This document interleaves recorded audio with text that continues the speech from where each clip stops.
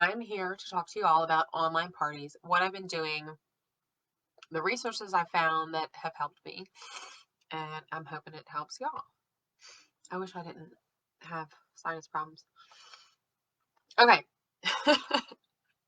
I'm going to upload this to YouTube, so I better get my stuff together.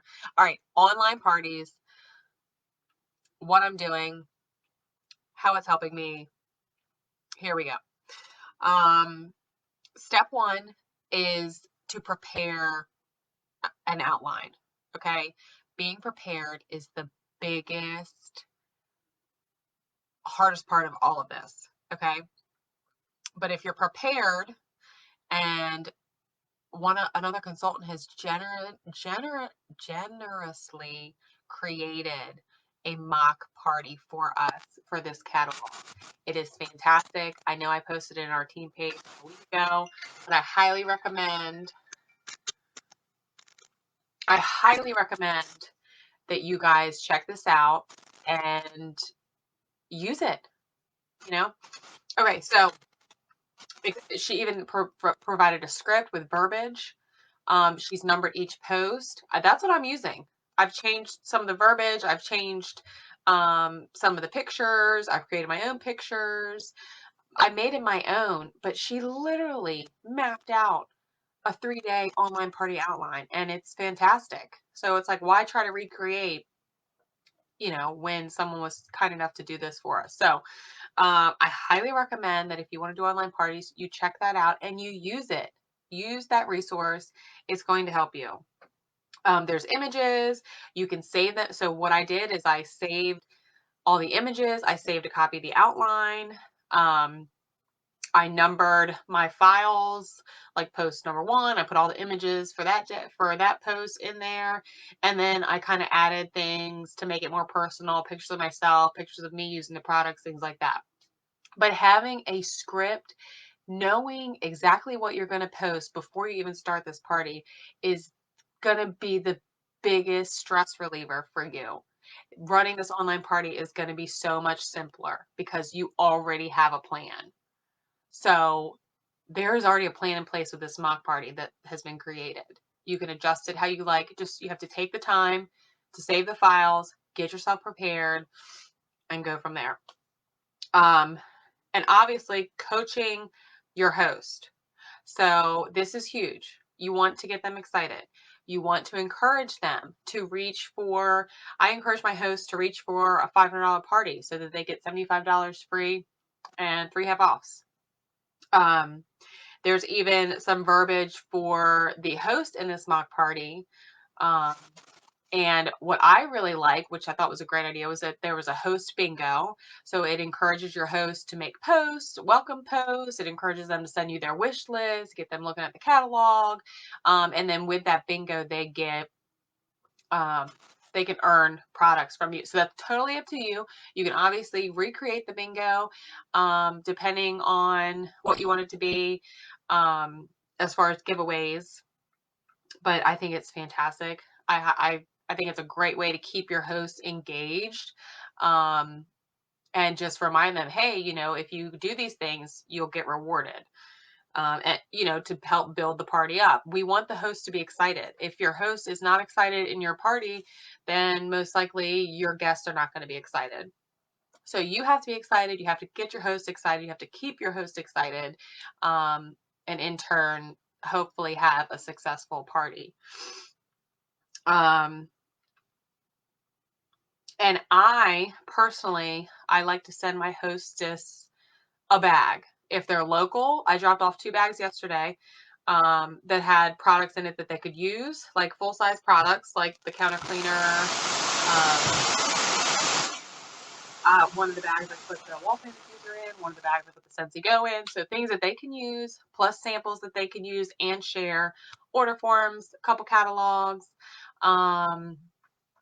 And testers that they can share and get excited about. And then I encourage my hosts to go live with their bag.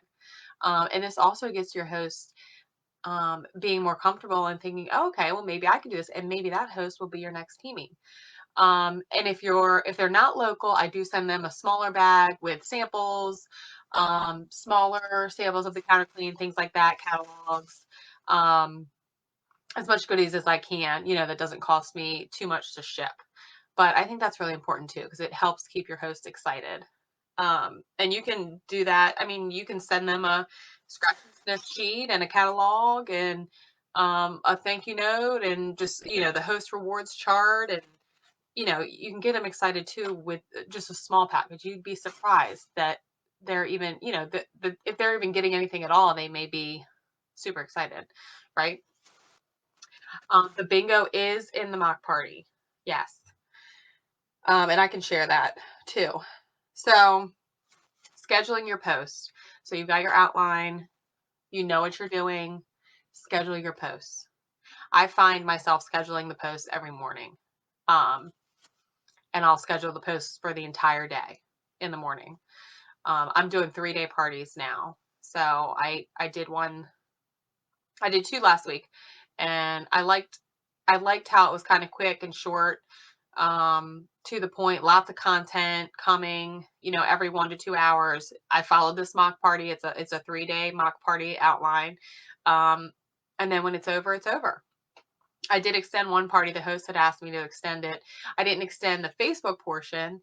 But I did post in there once this week, just with like a funny meme, and then I'll post again probably today, and then a reminder that, all right, the party is officially closing Sunday.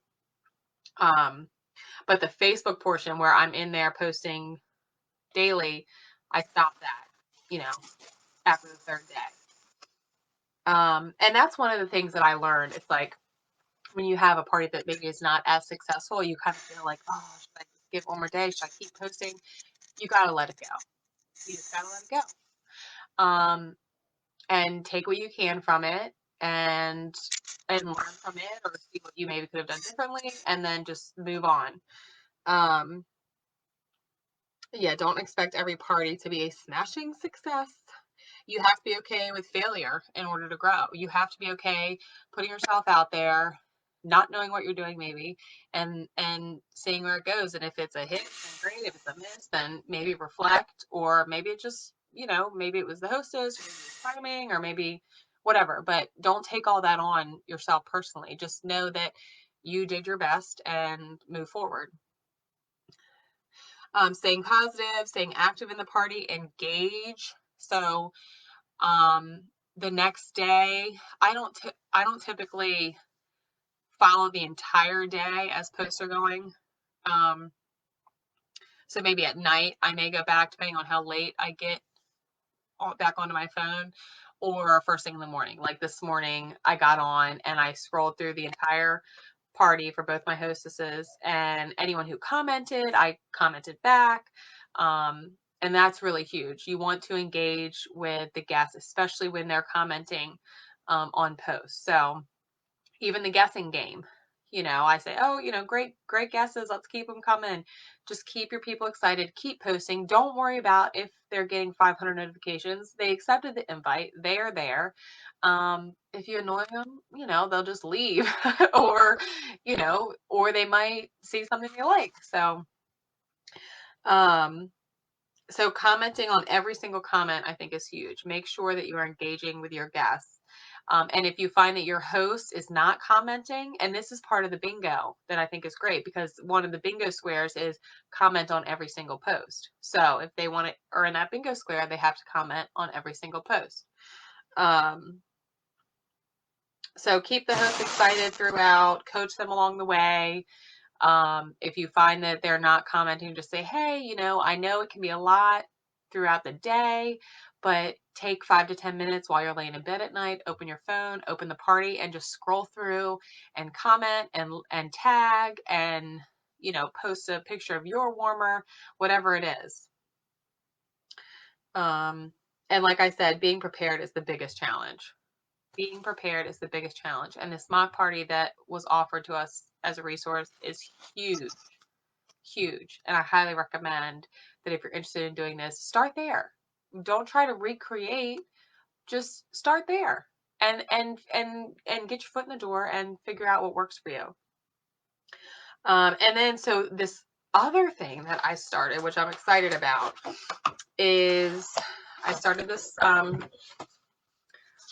this little, whatever, notebook. And for party notes.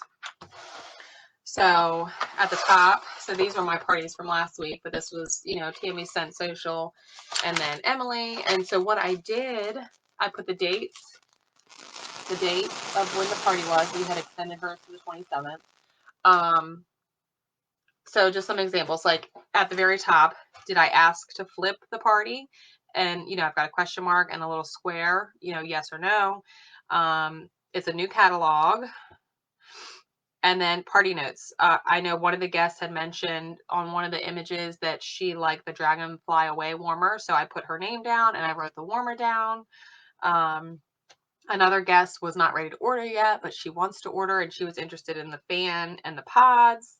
And then beyond that, so these people that first of all, if you have their name, you can go back and you can make sure, and I may try to make like a permanent party sheet, and put it in a binder. But did I Facebook friend her? You know, yes, I requested that. Is she in my VIP group? You know, did I send her a message? But these are all ways to stay connected with people and to follow up with them afterward. You know, it's important to party and it's important to get PRV, but it's also important to build connections and obtain more followers and more people in your VIP group. So I think it's really important to just be aware during the party and to write down the names of the people who are engaged or who, even if they don't order, maybe it just wasn't a good time for them, but stay connected to those people. So I'm using this to write down party notes, you know, names of guests who have been active in the party, you know, who ordered, and then for prizes, who won the guessing game prize, and did I mail that prize? When did I mail it? Follow up after mailing it. Are they in my VIP group? And I'm even thinking about doing like an email follow up after the party. So this is just kind of an outline. And what else I use this for, actually, because this party I closed, and I use PayPal, so I do get charged fees for invoicing. This was a local party. So I'm kind of using this as like for taxes too. So, you know, total party loss here based on the fees. And then my host party gift, I got my host a half off item. So I did have to pay for that.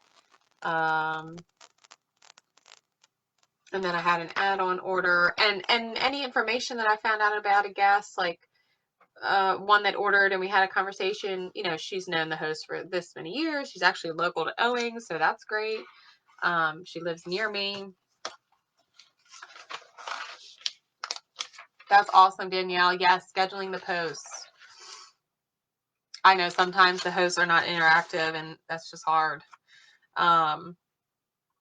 So this is what I'm doing. So this is kind of like my party follow-up book. And then, you know, I can use this for follow-up also. I can go back and say, oh, you know, I haven't talked to so-and-so in this long. Well, maybe she would like to do a party. Things like that. So, yeah, I really think this is going to be beneficial for me. This kind of like party notes. That's what I'll call them. Yeah, so that's what I've got. I hope it helps y'all. I highly recommend that mock party. I think it's great place to start, and just being prepared. And that's it.